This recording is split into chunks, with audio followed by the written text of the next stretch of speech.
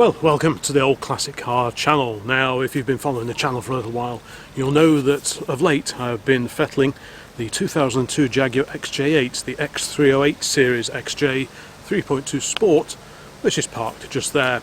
And in one of the update videos I actually covered changing the alternator on the X308, and it was quite an involved job. It took, well, most of the day. I started about 10:30 in the morning, finished about 7:30 at night, so it was quite involved.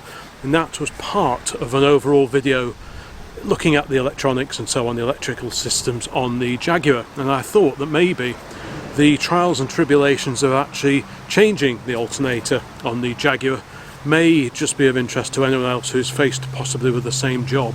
There are several different ways of going about this particular work. Some people advocate going in through the top, taking the electric fans out and going in through that way. I chose the option of taking the front wheel off and going through move the wheel arch liner and go through that way. And I think that is probably the best way of going about it. So I thought this really probably deserves to be just a standalone video. So I've literally clipped this section all about changing the alternator on the Jaguar and put it in its own standalone video. So if you have already seen that previous XJ video, well, you will have already seen this, but I'm hoping that this will be of use to anyone faced potentially with the same job. This isn't a how to change the alternator on an XJ8 type video, but it's more just a record of some of the challenges that, if you're going to have a go at this job, some of the challenges you might actually face when doing it. So hopefully this will be of interest to anyone else out there who also owns one of these X308 series cars, the V8 powered XJs of the late 1990s and the beginning of the 2000s. So here we go. Here is a clip of how I changed the alternator and belt on our 2002 XJ8.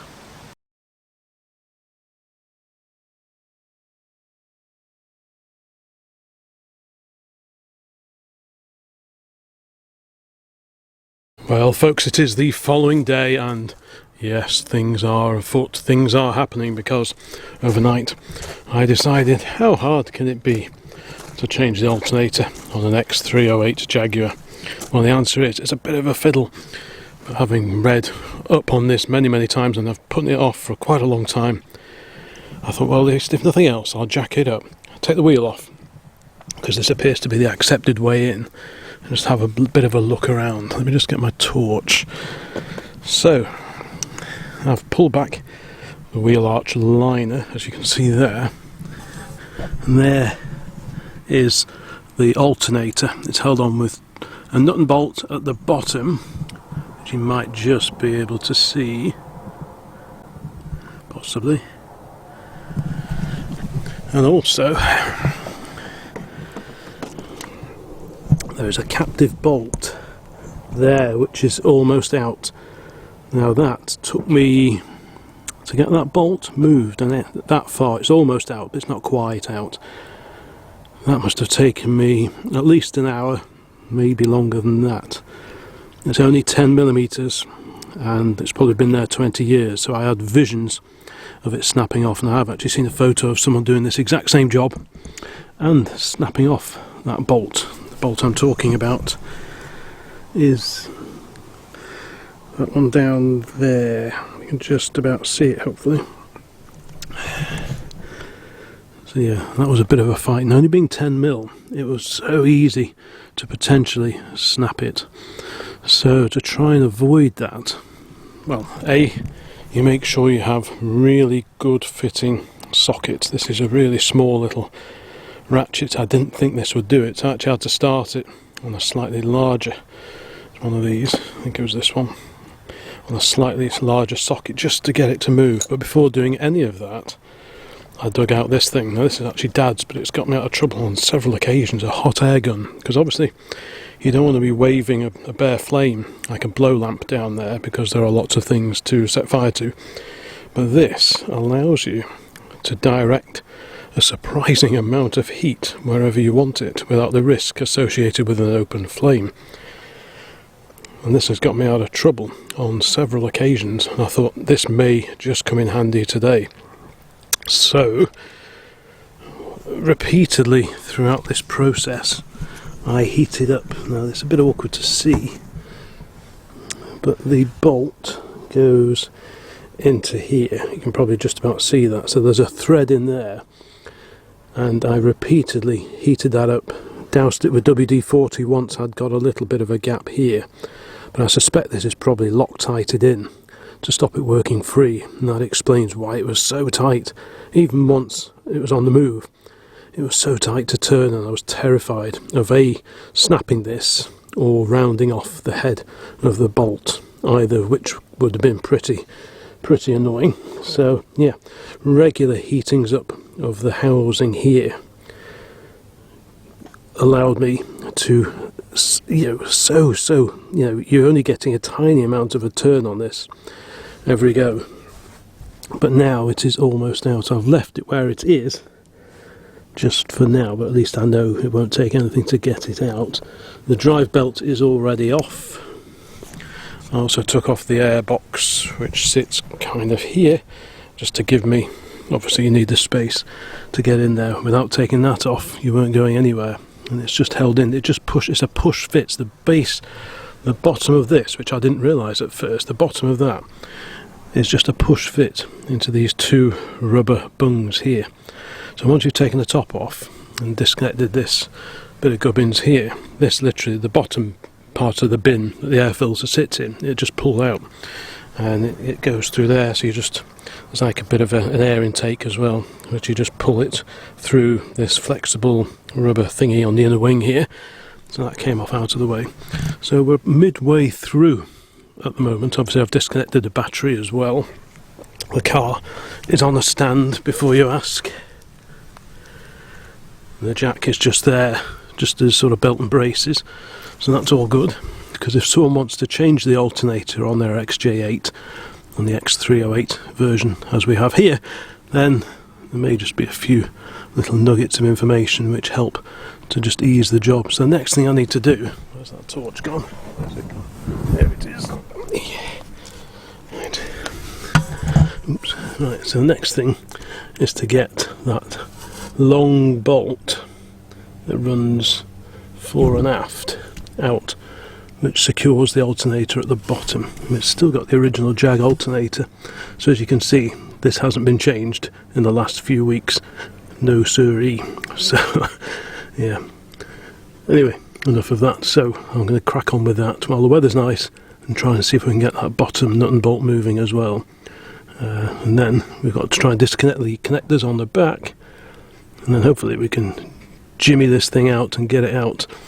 It's a bit of a tight fit. Some people take the electric fan assembly out and go up through the top, but quite a few people seem to recommend that you can actually get through here once you've pulled the arch liner back and out of the way. So I think that is the option that I'll be going with today. But yeah, I'm not going to film all this, but I just thought I'd film a little bit of an update in the middle of the job, just to show what we're getting up to. But yeah, it's been a bit of a fight so far.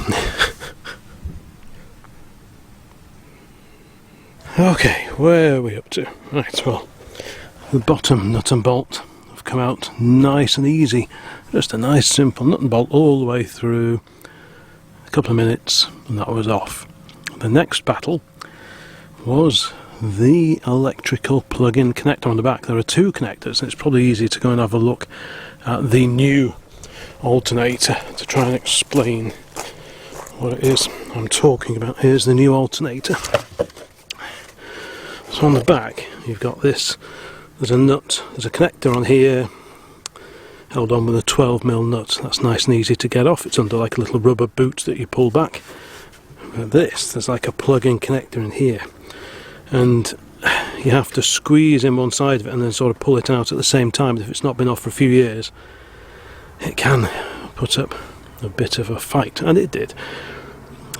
Basically the side nearest the engine block, you have to squeeze it in, and then there's little ears on here on the connector that goes on there, so you have to squeeze in this side of the plug and then pull on some little ears at the same time, and it does come off. But that was a bit of a fight. So the next thing to do now,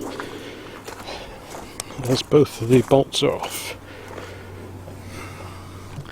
I think I just need to try and crowbar it out.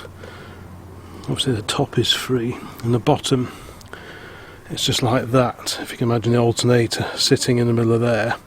I've taken the bolt off that goes between these two bits horizontally, so I just need to jemmy this out, but there is a bushing apparently, just to make life exciting, so I'll report back once I've actually freed off the alternator completely, and hopefully I've been able to get it through here.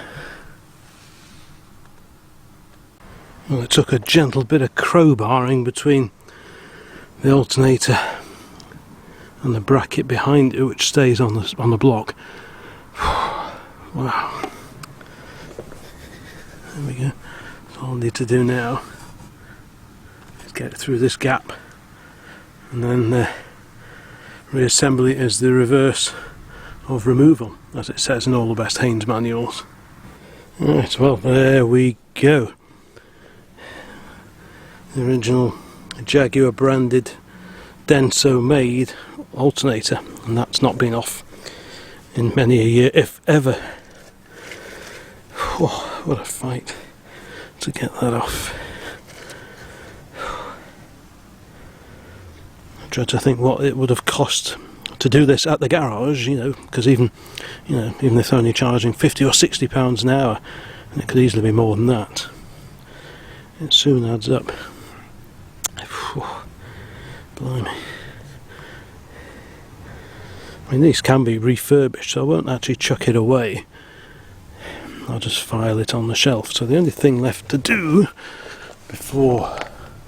the only thing apparently you have to do is where the bracket is. You can see the two ears of the bracket on the left. There is a bushing. It's just sticking out a little bit into the space where the alternator goes, and apparently you have to push that back in just 1/8 of an inch or so, just so that the replacement alternator can slide on. So we'll have a look at doing that. Joy. Right, so I just had to rig something up to push the bush just into the left hand part. Hope you can see that.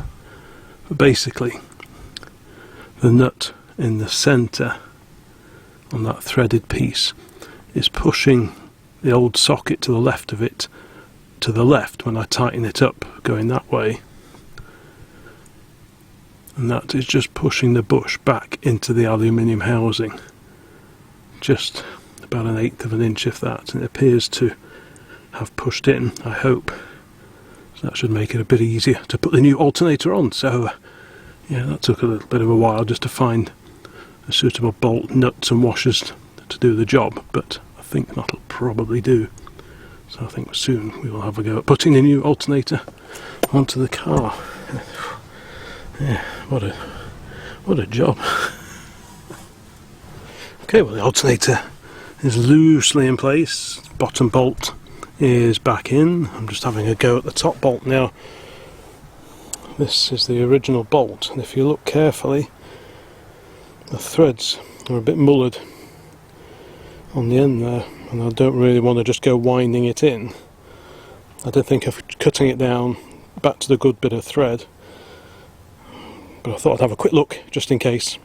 And what should I find in the new box of bolts that I rescued only a few days ago? Well, this. What are the chances of that? Exactly the same metric fitting. So, all being well, I'll be able to use this. So already, those boxes of nuts and bolts that we retrieved in the Dodge pickup very, very recently have already been a bit of a lifesaver. So that's quite a result. All I've got to do is actually fit it now. Right, well, the alternator is back on, as is the new belt. This appears to be tensioned up okay. The only problem I've got now is that while I was faffing around feeding in the lengthy serpentine belt round the front here, this little plastic pipe which goes into the radiator snapped when I accidentally leant against it. So I'm going to have to figure out a way of connecting that into there. Plastic. Okay, well I hope that alternator video was of interest. If it's a job you're thinking about having a go at, well, all I'd say is basically go for it. Just make sure you've got all the right size spanners, you've got a decent jack, stands, and then off you go. But hopefully, hopefully that'll just give you a bit of an inkling as to what you might face if you're planning on doing this particular job on your Jaguar. So I think we'll probably sign this one off. If you are interested in watching more videos about XJ8 series Jaguars, please check out the rest of the Old Classic Car channel, because there are quite a few videos on here now relating to this car behind me. So thank you very much for watching this one. Likes, comments, think about subscribing if this is the kind of content you like, and there'll be many more videos along very soon. So bye for now.